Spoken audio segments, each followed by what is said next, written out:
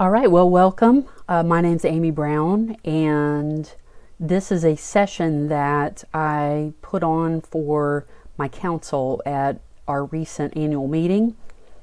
And I had a couple people ask if I could just record this session and so that they could hear it. And so here you go. And this is also for anyone that wants to know more about our national governance.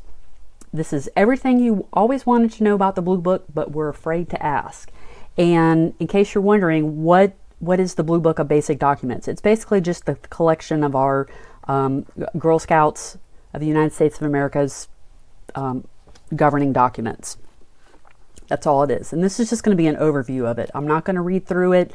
I'm just going to kind of give you the highlights and maybe tell you a little bit about it, things you should know, and there's a splash of national governance in it as well. So let's jump into it.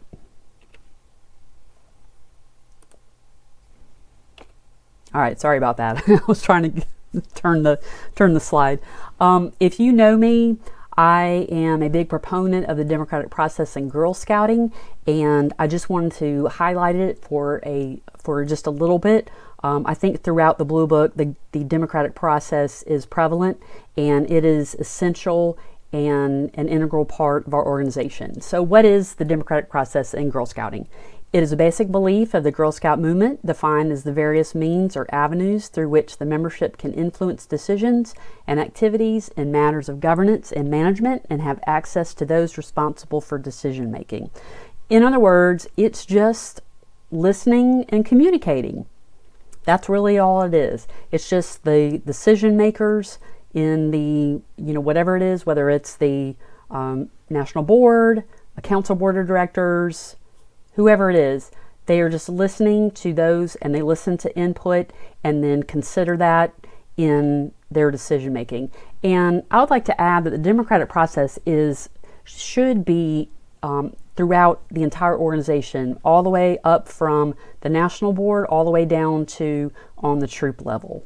So I just wanted to talk about that just for a second. So anyway, let's get into it. Okay, Blue Book history and facts. So what exactly is the Blue Book? Because a lot of times when someone hears the Blue Book, they think about the, oh gosh, I just blanked out the name of the car, Blue Book, Kelley Blue Book. And you might hear it referenced another way. A long time ago, a Blue Book was defined as a book of specialized knowledge. It was a more common term than you hear these days.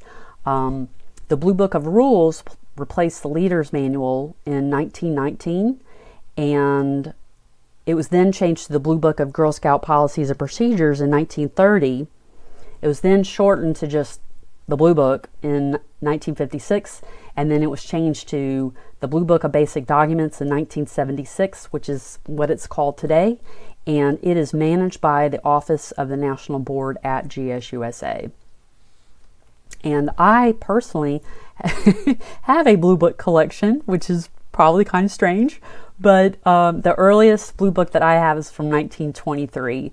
And I just have to say, it's just, I'm a governance nerd, and it's just interesting to me to see how our governance documents have changed throughout the years. I just think that's kind of neat to look at. Okay, so what's in the Blue Book? There are 6 sections. There's the Constitution, the bylaws, policies section, the credentials section, there's criteria and standards, and congressional charter. Now, this is the order that they are in, how they appear in the Blue Book. However, this is not the order of precedence, and I just wanted to stick this in here. So when it comes to precedence, like what's more important? First of all, federal and state laws trump any of the documents in whether it's on the national level or the council level. If a law changes or something like that, we have to give deference to that. Next is the congressional charter. Then is the GSUSA Constitution, which I'm just going to call the Constitution from here on out. Then the bylaws. Then there's the rest of the Blue Book. Then there's council bylaws, and then council policies. So in other words, let's say something in a council bylaws shows up that conflicts with something in the GSUSA Constitution. The Constitution, whatever it states in the Constitution, trumps what's in the council bylaws, unless what's in the council bylaws is referring to something in its particular state law. Then obviously the state law would have precedence over it. And the reason why our national documents have a higher precedence than council bylaws and policies is because the councils agree as part of their charter agreement to follow the documents in the Blue Book. So that's why that's the way it is. Okay, so let's jump to the Congressional Charter. And if you have a Blue Book in front of you, you can find that on page 31. It's the very last document. So what is a Congressional Charter? Because they actually don't give these out anymore. It's defined as a law passed by the United States Congress that states the mission, authority, and activities of a group. We received our Congressional Charter in 1950 when Girl Scouts reorganized from Girl Scouts Incorporated to GSUSA, as we're known now. We are established in the District of Columbia. Now, I'm going to be honest with you. So when it comes to the law and everything like that, I don't know when you would refer necessarily to DC law versus New York State law, because as you know, GSUSA is headquartered in New York City. So there are some things that you would refer to New York State law, and then in other things you would refer to DC law. An attorney would have to answer those questions. I don't know, but when it talks to, but there are some things where our organization does have to refer to DC law. Now, the fact that you've got a Congressional Charter does not mean that Congress has any oversight in your organization. This is basically just a formalized statement of your organization, and it's a neat thing to have. So what does a Congressional Charter do?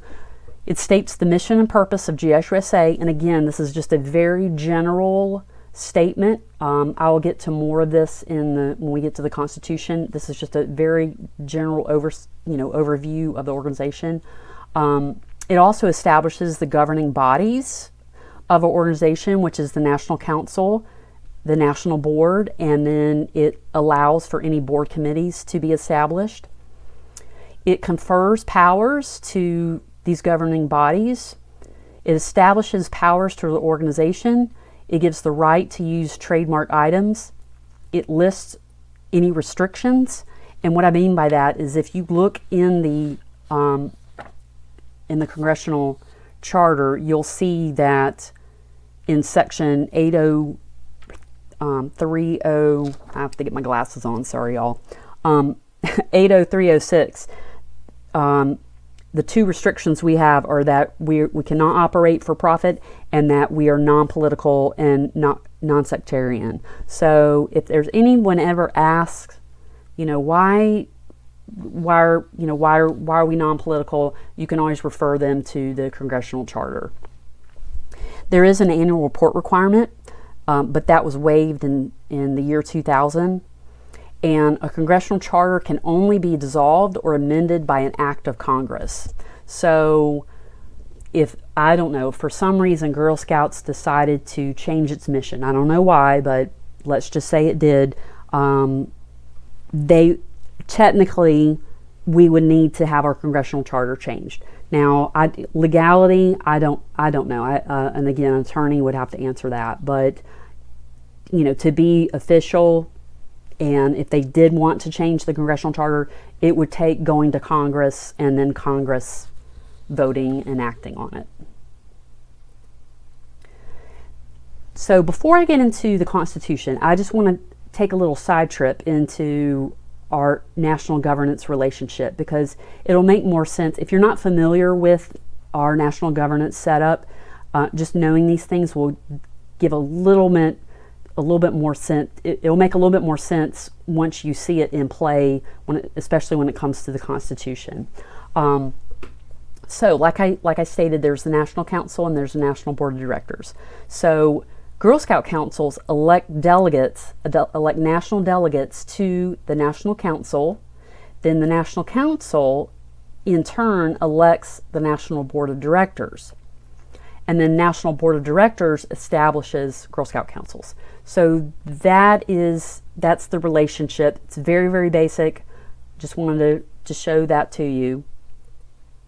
And also, what is the National Council?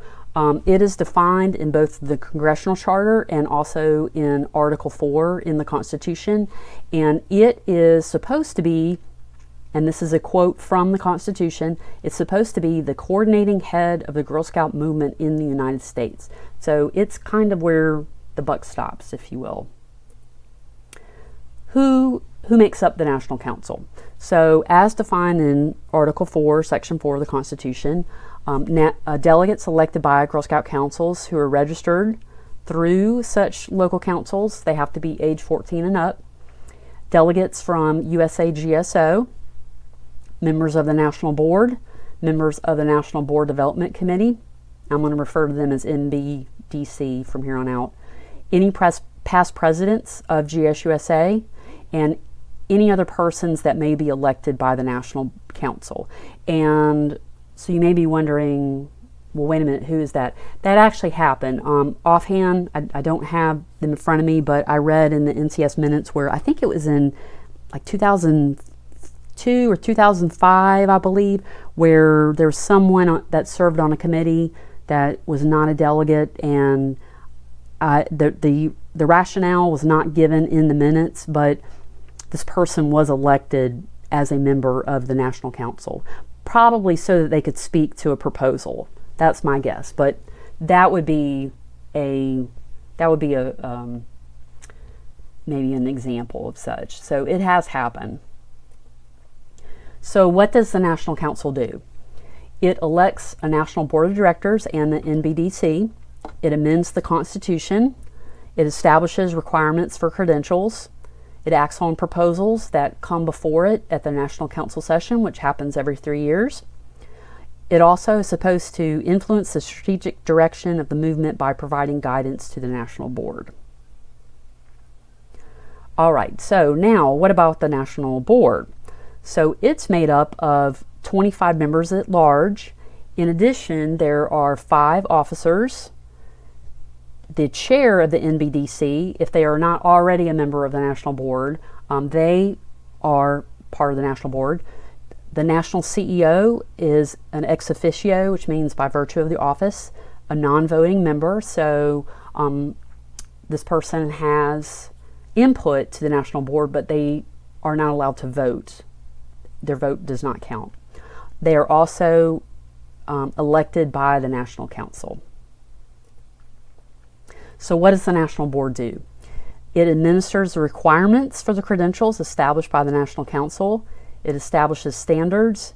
It issues standards, procedures, and credentials. It manages the affair of the corporation between sessions of the National Council, and it appoints a national CEO. So that's just a little bit about, I guess, who the players are in our national governance. All right, so now we're going to get to the GSUSA Constitution, which you will find on page 6.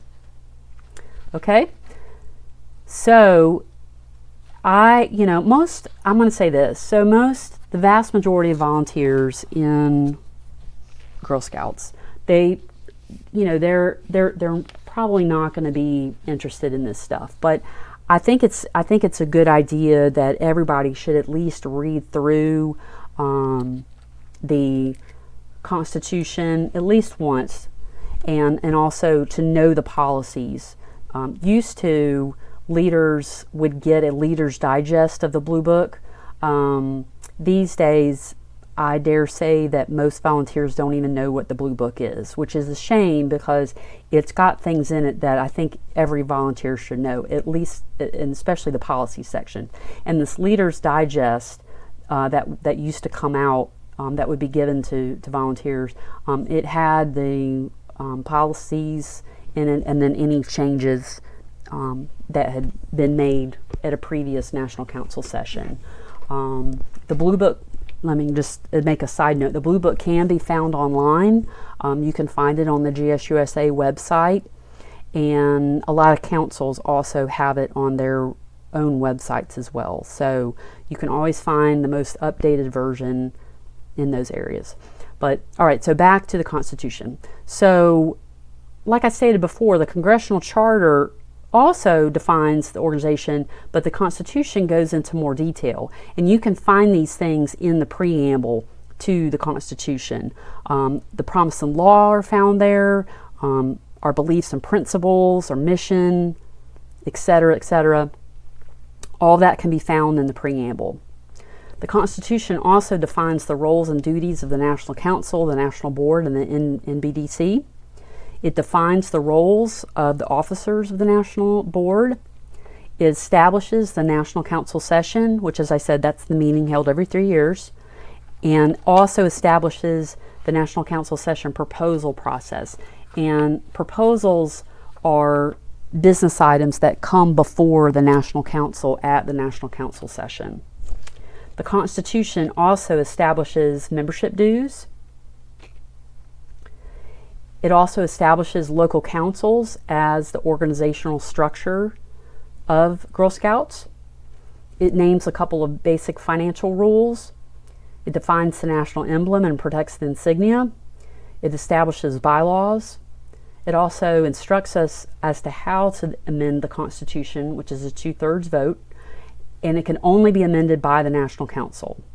So, like I stated, no one else has the authority to amend the Constitution except for the National Council. And those come by way of proposals, as I mentioned earlier, at a National Council session. Next, the next section is the bylaws.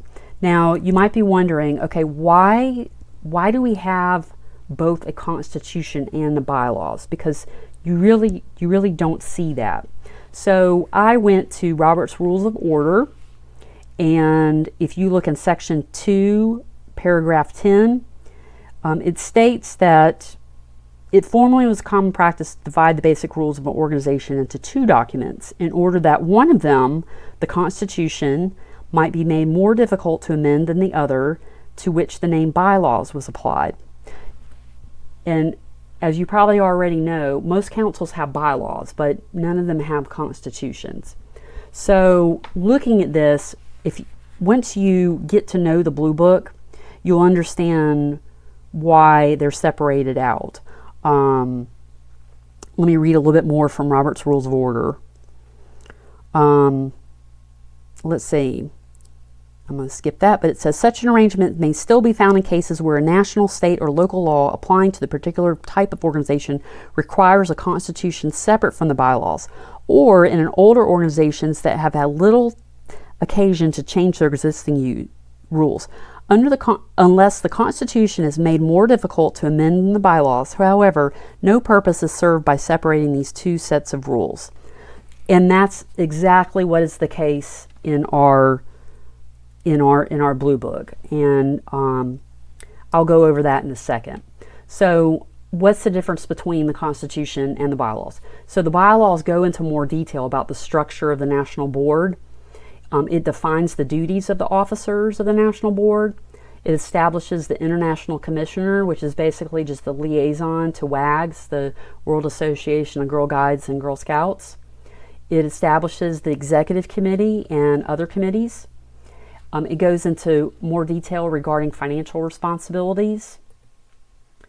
It establishes the indemnification of the board, which is, you just kind of protects it from most lawsuits. It establishes the Blue Book as the governing document. It defines the geographical areas of GSUSA, which there's 6 of them. It establishes Robert's Rules of Order as the parliamentary authority. It also states how to amend the bylaws, and it can be amended by either the National Council or the National Board. So this goes back to what I'm saying is if you've got things that you think should be harder to amend, you want to set those apart in a constitution. And that's exactly what is happening here, because the Constitution can only be amended by the National Council, whereas the bylaws are easier to amend. They can be amended by either the National Council or the National Board.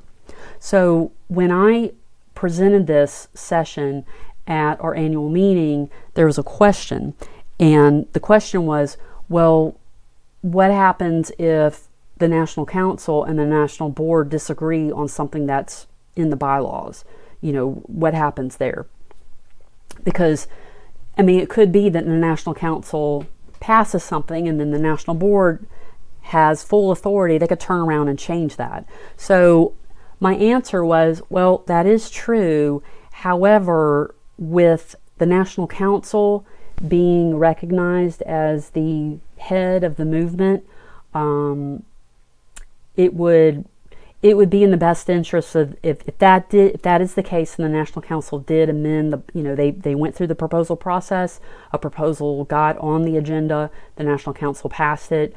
I would hope that the National Board would respect the National Council's title as the head of the movement, and respect those changes, and I think they would. So, but there have been some cases in the past where there is some disagreement on, whose authority is what, and unfortunately some lawsuits came out of that. But that's how I answered that question. Okay, next is the policies. And like I said, if there is one thing that every single volunteer should read, it is the policy section. And that is located, I'm getting to it, you probably hear me turning my pages.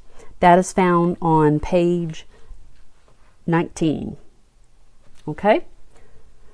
So, what does the policy section do? It states GSUSA's principles, rules, and guidelines on these topics: endorsements, trademark, marketing, internet sales, fundraising, that's a key one there, Girl Scout Council, USA, GSO authority and responsibility. It goes over membership data, membership registration and security of membership data. It discusses our policies on pluralism and diversity and human resources, and also spirituality and religion. And these are established and amended by either the National Council or the National Board. Okay. All right, the credentials section. So the credentials section can be a little complicated. And if you go to, the credentials section is actually referred to in the Constitution, and I am flipping through right now.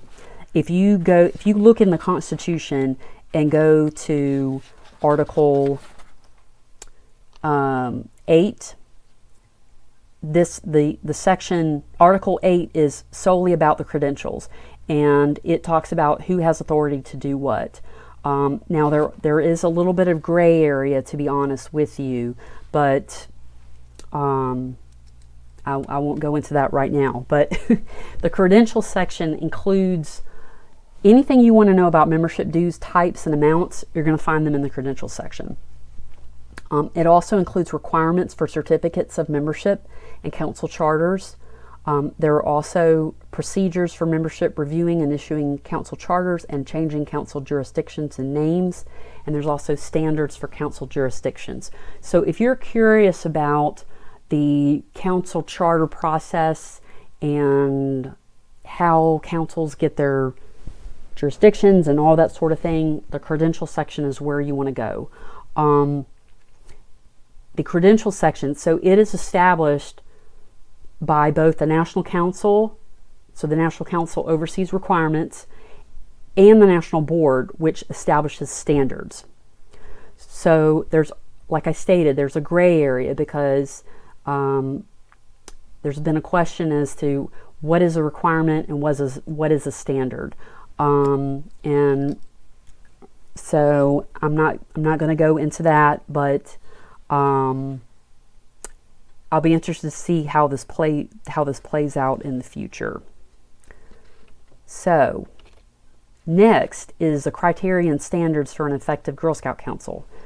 And this section, which you can find on page 29, it spells out how councils are expected to fulfill charter requirements.